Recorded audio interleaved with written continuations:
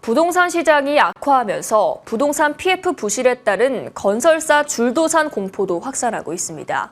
공사가 멈춘 현장이 늘어나면서 분양 보증 사고 건수도 급증했다고 하는데요. 자세한 내용은 엄수빈 기자와 이야기 나눠보겠습니다.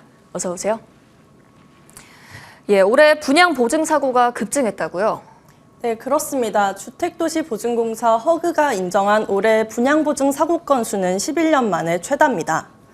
분양보증 사고의 경우 지난 2년 동안 한 건도 없었는데 올해 갑자기 12곳으로 대폭 늘어난 겁니다. 총 보증 금액은 약 8,500억 원입니다. 분양보증 사고는 시공자의 부도 파산 등으로 공사 중단 상태가 3개월 이상 지속되거나 실행 공정률이 예전 공정률보다 25%포인트 이상 부족한 경우 등 4가지 조건 중 해당될 경우 인정받게 되는데요. 주택 30가구 이상을 선분양하는 사업 주체는 허그로부터 분양보증을 받게 돼 있습니다. 보증사고가 인정되면 분양 계약자들의 의사에 따라 분양 이행 또는 환급 이행이 진행되고 허그는 분양 계약자들에게 분양대금을 돌려주는 조건으로 사업권을 회수할 수 있습니다.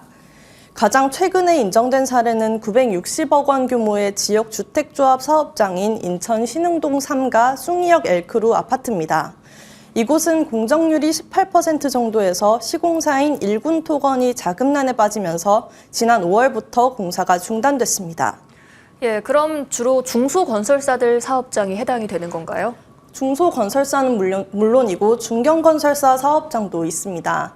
최근 부동산 PF 부실에 따라 중소건설사는 물론이고 중견건설사까지 위기가 속출하고 있기 때문인데요. 해외 사업 비중이 높고 포트폴리오가 다각화되어 있는 대형 건설사와는 달리 국내에서 PF 대출을 받아 분양 사업을 주로 하는 중소 중견 건설사들이 직격탄을 맞고 있기 때문입니다.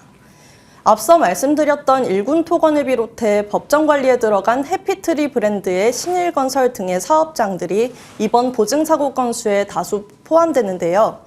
신일건설의 경우 시공능력평가 113위의 중견건설사였는데 미분양에 따른 자금난을 이겨내지 못하고 지난 5월 결국 법정관리에 들어갔습니다. 시공능력 상위 건설사도 안전하지 않은 상황인 겁니다. 이번 달만 해도 남명건설, 해광건설 등이 부도 처리되는 등 건설사 줄도산이 계속되고 있어 사업장은 더 추가될 가능성이 높습니다. 이렇게 분양 보증 사고가 늘어나면 어떤 문제가 우려되나요? 현재 공사가 중단됐거나 사고 위기에 있는 사업장도 다수여서 보증 사고는 앞으로도 계속 늘어날 수가 있는데요.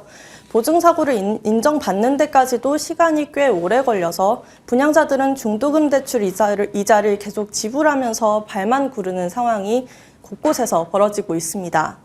여기에 보증사고가 인정되더라도 분양자들이 분양 이행을 결정할 경우에는 새로운 시공사를 찾아 공사를 재개하기까지 시간이 또 걸려서 이자 부담은 계속되는데요.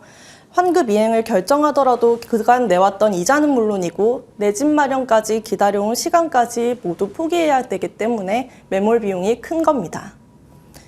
허그의 재정 악화도 우려되는 상황입니다. 최근 전세 보증보험 가입 중단 우려가 커지면서 허그의 보증 한도를 늘리고 자본을 확충하는 법안이 이번 달 국토위를 통과한 바 있는데요. 심각해진 재무 상태를 개선해 전세 보증보험뿐만 아니라 분양보증, PF 보증 등을 계속 이어나가기 위한 조치입니다. 하지만 보증사고가 계속되면서 허그의 손실은 내년에도 지속될 것으로 전망되고 있습니다.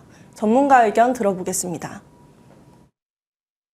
자본 확충을 통해서 충분히 자금이 확보가 된다고 하더라도 그 보증 사고를 대비할 수 있는 여력이 조금 늘어날 뿐이지 지금 상황들을 대비하는 것은 한계가 있을 것으로 봐요. 근본적으로는 그런 부분들의 원인 자체의 발생을 최소화시키는 부분이 필요하기 때문에 제가 볼 때는 건설 시장이나 건설 업계의 여러 가지 지금 어려움들을 충분히 해소하는 그 여러 가지 정책들이 같이 겸해서 돼야 된다. 결국에는 이 허그의 보증으로 상황을 해결하는 건 한계가 있으니까 근본적인 정책이 필요해 보입니다. 오늘 말씀 잘 들었습니다.